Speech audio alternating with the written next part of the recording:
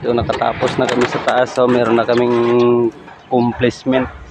So dito naman kami, dito sa gitna niya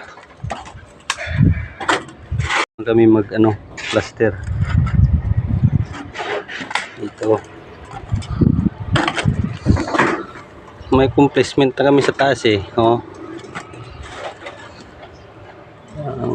kaya naman ng hanggang alas 11. Hindi makaya to hanggang dun sa baba, hindi makaya ng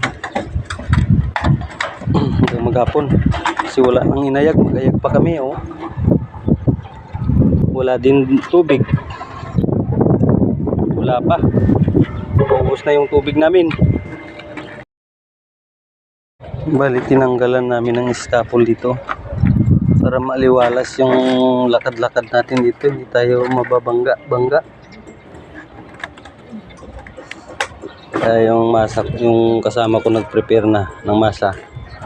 Habang nagpe-prepare siya, tinanggalan ko ng scaffold dito para maliwalas yung daan-daan natin dito, magdaan-daan. Hindi sa gabal yung scaffold.